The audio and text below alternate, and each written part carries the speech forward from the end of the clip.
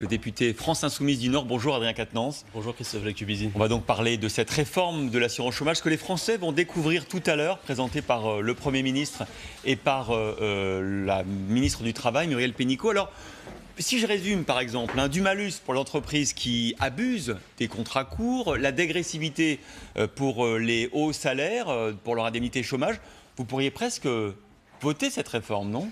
Non, parce que d'abord je considère que Emmanuel Macron, sur la question de l'emploi, commet une erreur fondamentale. C'est que le problème, ce ne sont pas les chômeurs, c'est le chômage. Et il y a dans ce pays une vérité qu'il faut dire, c'est qu'il y a une pénurie de création d'activités. Et sur la question des contrats courts... aussi, parfois, on l'a entendu, une pénurie de main-d'œuvre. C'est-à-dire qu'on ne trouve pas... Les entreprises disent on a du mal à embaucher. Certes, dans certains secteurs, c'est vrai, mais néanmoins, la réalité est la suivante. C'est que pour une offre d'emploi sans candidat, une offre d'emploi disponible pour laquelle il n'y a pas de candidat, vous avez en face 100 chômeurs. Ça veut dire que même si vous mettez tous les chômeurs dans une case vide, prétendument, eh bien vous avez encore une masse considérable de chômeurs. C'est ça le principal problème. C'est-à-dire que la réforme de l'assurance chômage qui nous est présentée est une réforme en bonne adéquation avec l'idée selon laquelle il suffirait de traverser la rue pour trouver un emploi, comme l'avait dit Emmanuel Macron. Mais ça n'est pas la réalité. Vous voulez dire que la réforme, elle va sanctionner les chômeurs s'ils ne trouvent pas un travail ? Mais la réforme poursuit les chômeurs plutôt que de régler la question du chômage en tant que tel. Ensuite, vous parlez des contrats courts. Enfin, c'est quand même ce gouvernement qui a favorisé la précarisation de l'emploi lors de la réforme du Code du travail. C'est ce gouvernement qui a instauré par exemple le CDI de chantier, qui n'a d'ailleurs de CDI que le nom, qui est un autre contrat précaire, ou le recours au CDD d'usage. À peu près 80% des embauches dans ce pays sont des embauches en CDD. Ça fait très longtemps que c'est comme ça, que l'entrée dans l'emploi, elle se fait par le travail précaire ou le travail à durée déterminée. Mais j'insiste sur l'idée que ce gouvernement accroît cette logique. Et que par ailleurs, aujourd'hui, sur ces 80% de contrats qui sont d'abord des contrats courts, 30% d'entre eux sont des contrats d'une journée, par exemple. Justement, attendez, la réforme, elle dit on va sanctionner les entreprises qui abusent de ces contrats courts. Alors, la réforme dit pas exactement ça. Elle dit on va instaurer un bonus-malus qui fait que celles qui respectent la règle vont avoir un bonus. Moi, je demande d'ailleurs comment on va financer... Qui font mieux que la moyenne. Oui, mais alors comment on va financer ce bonus? C'est-à-dire par les malus. Si vous faites mieux que la loi, vous allez quelque part risquer de creuser dans les caisses de la sécurité sociale. Celles qui font moins bien auront un malus. Quelle garantie, Christophe Jacubizzi, quelle garantie avez-vous que les malus compensent strictement? C'est l'idée de la réforme. Je ne suis pas sûr, voyez-vous. Et puis par ailleurs, sur cette question des malus, non, moi je suis pour que s'il y a une règle, il faut la respecter. Et c'est pas simplement par un malus, c'est par le fait, par exemple, d'instaurer des quotas. Si on se dit qu'on veut faire véritablement du CDI la règle, et normalement le CDI doit être la règle, alors le CDD est bien relégué à la fonction d'exception. Et par exemple, moi je propose que l'on instaure des quotas modulables bien sûr selon la taille de l'entreprise. Par exemple 10% de contrats courts dans les PME et 5% dans les grandes sociétés. Quel que soit le secteur, parce qu'il y a des secteurs qui ont plus besoin, enfin c'est ce qu'ils disent, de flexibilité du travail que d'autres. Non, mais moi je considère qu'il faut moduler ce quota en fonction de la taille de l'entreprise, c'est une évidence. Et du secteur ? Les PME, mais du secteur, attendez, moi je pense que dans la plupart des secteurs, on peut imaginer que l'emploi soit un tant soit peu pérennisé tout de même. On ne peut pas être dans une logique de précarisation comme ça, parce que ceux qui vous disent il faut qu'on recrute davantage, oui c'est très bien. D'ailleurs aujourd'hui, dans l'absolu, on recrute bien davantage que par le passé. On recrute à peu près 2 fois plus aujourd'hui qu'au début des années 2000, mais la réalité c'est que c'est un développement de l'emploi précaire. Moi j'insiste sur un point, parce que la question qu'il faut traiter, c'est la question du chômage de masse dans notre pays. Et je crois que... Qui est en diminution, vous avez vu, 8,6%, c'est le plus bateau depuis 10 ans. Oui, mais vous sortez... Ça reste encore trop important. Mais surtout... Beaucoup plus qu'en Allemagne, mais au-delà de ça, Christophe Jacubizzi, quand vous sortez du chômage pour une période de quelques jours, de quelques semaines, de toute façon vous y retournez. Donc vous êtes d'accord avec moi pour dire qu'on ne règle pas le problème.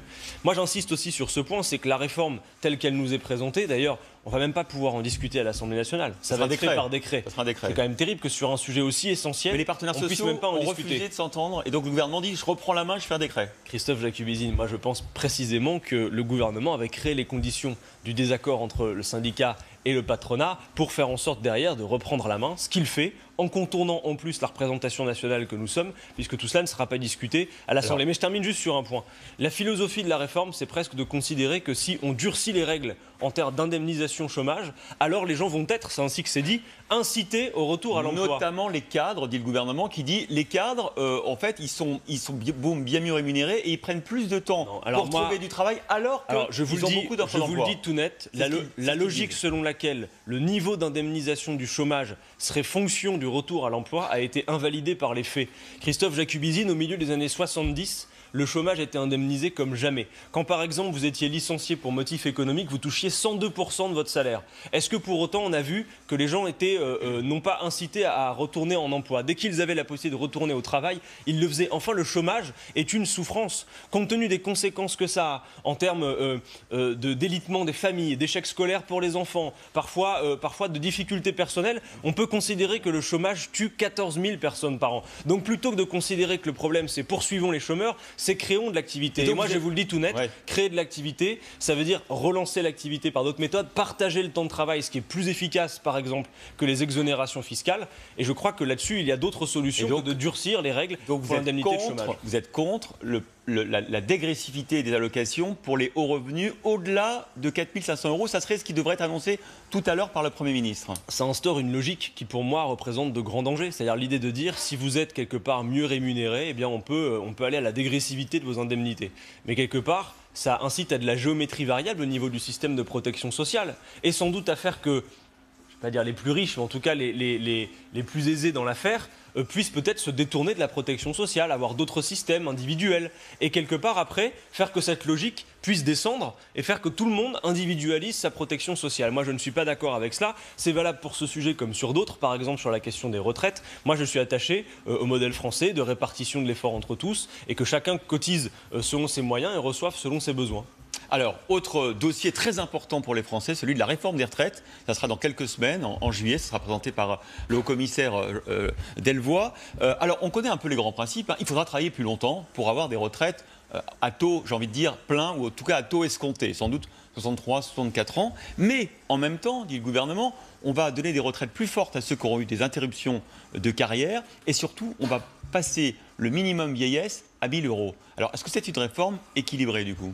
Je ne le crois pas non plus, et c'est quelque part la même logique. D'abord, le raisonnement selon lequel, parce qu'on vit plus longtemps, il faudrait travailler plus longtemps. C'est pas complètement irrationnel de dire ça. Je trouve qu'en fait, c'est une nouvelle fois prendre le problème dans le mauvais bout, parce que précisément, on vit plus longtemps dans ce pays à mesure que le temps de travail a diminué. Et d'ailleurs, même si ça n'explique pas tout, il y a une corrélation entre la diminution du temps de travail, dans la semaine, dans la vie, et l'espérance de vie elle-même. Et puis d'ailleurs, notez au passage que l'espérance de vie en bonne santé, elle diminue. Ce qui veut dire que souvent, quand vous arrivez à l'âge de départ à la retraite, c'est le moment où commencent, malheureusement, les pépins de santé qui font que votre vie est beaucoup plus difficile que ce qu'elle n'était. Mais en même temps, Adrien Quatennens, comme ce sont les actifs, ceux qui travaillent, qui financent les retraités, c'est la beauté du système français. Oui. Si on part à la retraite, comme si on maintient l'âge, évidemment, c'est des retraites beaucoup plus longues à financer par les actifs. D'abord, sur ce principe, la retraite par points qui est proposée, c'est moins de visibilité, puisqu'en réalité, ça part de cette logique que tout le monde part de la même ligne de départ, cumule des points dans sa besace, avec en plus le fait que la valeur du point peut être modifiée en cours de parcours. On ne la connaîtra pas. C'est-à-dire qu'en fait, c'est qu'à la fin du parcours que vous connaîtrez le montant de votre retraite. Avec en plus le fait que la valeur du point, dit M. Delevoye, pourra être fonction de l'espérance de vie de la génération en cours. Oui, mais au sein d'une même génération, si vous êtes un cadre ou un ouvrier, il y a déjà une différence d'espérance de vie, à peu près 6 années de différence. On dit qu'on compensera entre les 5% les plus riches et les 5%, ouais, mais entre les 5% les plus riches et les 5% les moins riches, vous avez jusqu'à 13 années d'écart d'espérance de vie. Donc la logique selon laquelle tout le monde cumulerait des points depuis une même ligne de départ, ce serait égalitaire, ça n'est pas vrai.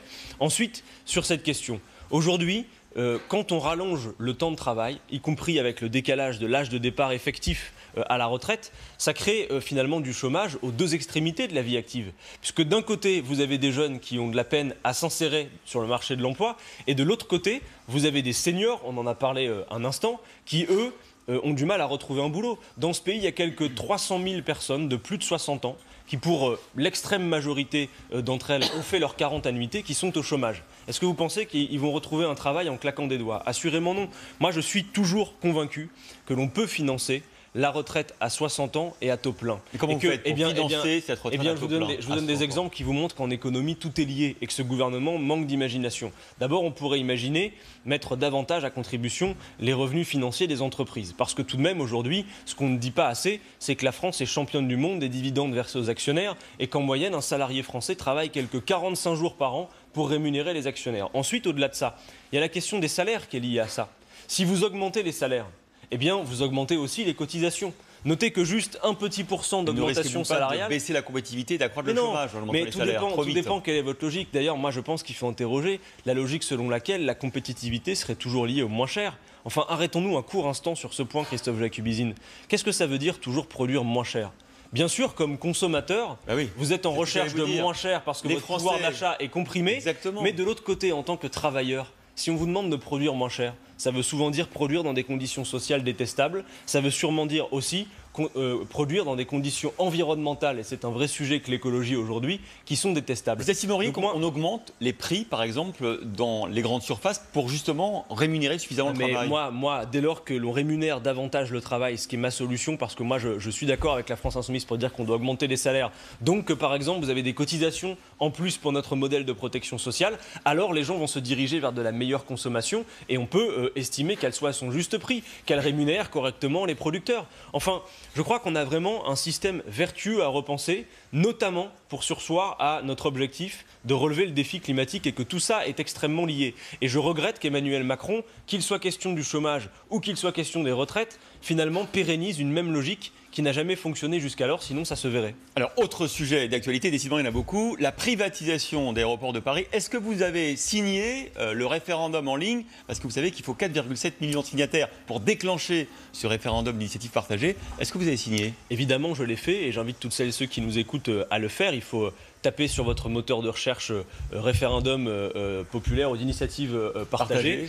En gros, et vous arrivez sur le site du ministère. Alors, et d'ailleurs, moi je me permets de faire cette remarque, c'est-à-dire qu'on a quand même un gouvernement qui s'est présenté comme la Startup Nation, qui mettait des moyens. On a vu d'ailleurs les 12 millions déployés lors du grand débat, des outils logistiques extrêmement développés. Et là, on a le strict minimum qui a été fait. C'est-à-dire que, honnêtement, allez voir la plateforme, vous comprenez en cliquant que le gouvernement n'a pas très envie que la démarche puisse aboutir. Alors de quoi s'agit-il ?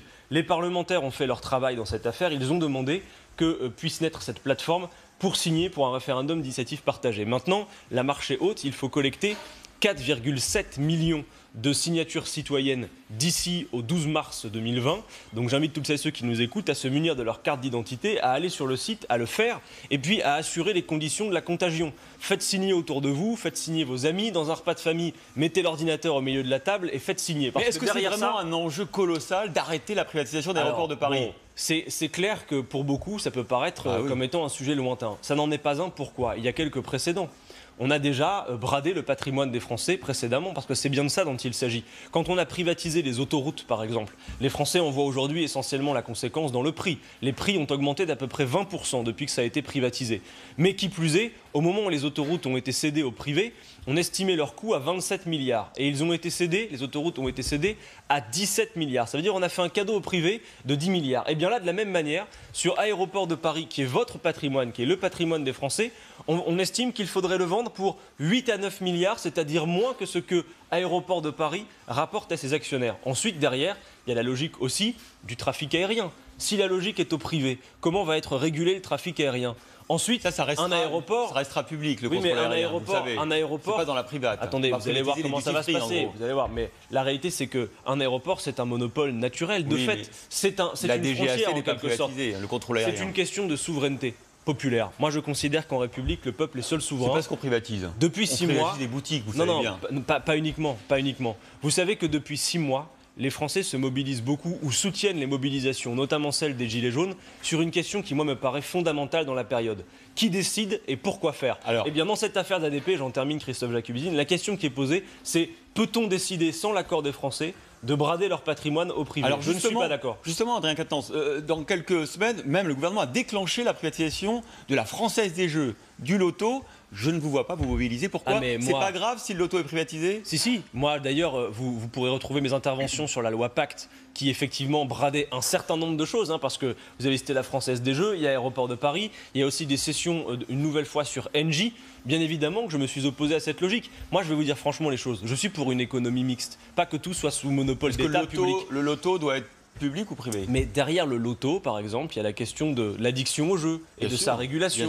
Bon, vous voyez que tout ça est extrêmement finalement stratégique. On ne peut pas balayer ça d'un revers de la main et dire finalement est-ce qu'on a besoin de ça ? Vous mobilisez moins pour la Française des Jeux ? Non, mais écoutez, moi je me suis mobilisé à égal niveau. La vérité, c'est que sur Aéroports de Paris, l'émotion suscitée dans le pays a été plus nombreuse, qu'il y a eu des pétitionnaires en nombre et que ça aboutit sur ce fait qu'enfin nous avons décroché cette plateforme qui permet de signer. Donc maintenant, il faut organiser partout la campagne pour expliquer, la France Insoumise va le faire, en quoi cette question est essentielle et en quoi c'est une victoire qui est gagnable contre le gouvernement si tant est une nouvelle fois et comme à chaque fois que la mobilisation soit au rendez-vous. Allez, un mot sur la France Insoumise. Après l'échec des européennes, votre parti a fait 3 fois moins que lors des présidentielles.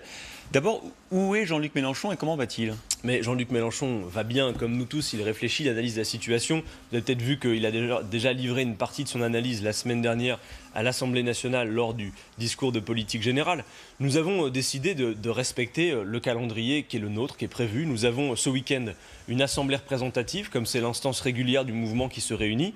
Ce sera l'occasion de tirer un bilan de la séquence, de nous propulser vers les prochaines campagnes. Les sujets que vous avez évoqués sont centraux dans notre action politique, ADP, les retraites, la question climatique et évidemment les municipales qui arrivent derrière. Est-ce que vous parlez de bilan? Est-ce que vous diriez, comme Manuel Bompard, le numéro 2 de la France Insoumise, que Jean-Luc Mélenchon a sans doute fait des erreurs comme tout le monde? Mais évidemment que tout le monde peut faire des erreurs et évidemment que, en particulier quand vous avez contre vous vents et marées, des coups en permanence, comme c'est le cas de Jean-Luc Mélenchon, bien parfois on peut se retrouver pris au piège. Est-ce que ces erreurs, c'est par exemple son attitude lors des perquisitions, selon vous? On pourrait refaire une émission sur les perquisitions. La vérité, c'est que quand on déploie une telle opération qui s'apparente à une opération antiterroriste contre des partis politiques, c'est un piège tendu. Et il y a quelque chose qui tient à l'époque, mais par le passé, on a vu des responsables politiques, d'ailleurs devenus président de la République, je pense à François Mitterrand, aller devant le siège d'un parti d'extrême gauche où il y avait des armes, s'opposer à une perquisition. Donc encore une fois, cette question, et d'ailleurs j'ai vu que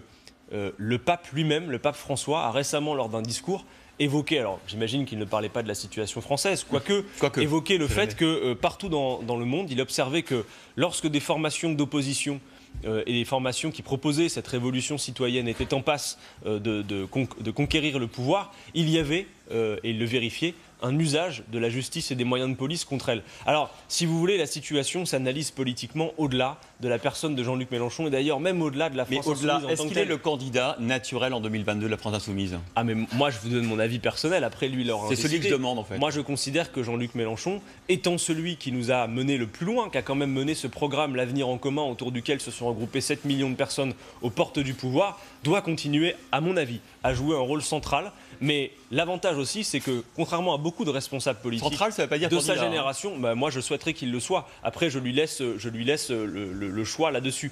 Mais en tout cas, une chose à dire, Jean-Luc Mélenchon, et on le voit d'ailleurs sur ces images, a été celui de sa génération qui a, à mon avis, le plus concouru à ce qu'une jeune génération émerge, dont je suis. Et c'est aussi son travail. C'est lui qui a laissé toute cette place au fait que des jeunes en politique puissent s'engager, puissent s'exprimer, qu'ils puissent être formés. Justement, des jeunes en politique. Est-ce que, comme Clémentine Autain, vous estimez qu'il faut maintenant aller vers l'union de la gauche, dépasser la France Insoumise, se fondre dans un ensemble plus large? On aurait besoin d'une émission d'un format plus long que le vôtre, mais je vais vous dire ce que je pense. C'est déjà long quand même. À l'aune des résultats des élections aux européennes, moi je pense que notre tâche prioritaire est d'abord de ramener celles et ceux qui sont très éloignés de la politique à la politique, en faisant avec eux, plus qu'en allant vers eux en disant nous avons la solution à vos problèmes, en co-construisant avec eux les solutions à leurs problèmes quotidiens. Je crois qu'il faut avoir cette tâche et que la France Insoumise peut le faire spécifiquement, qui consiste à dire revenez à la politique, appropriez-vous-la, notamment par notre projet de 6ème République. Je crois aussi qu'il y a beaucoup d'électeurs qui sont en colère, qui l'ont montré lors de ces élections européennes, et qui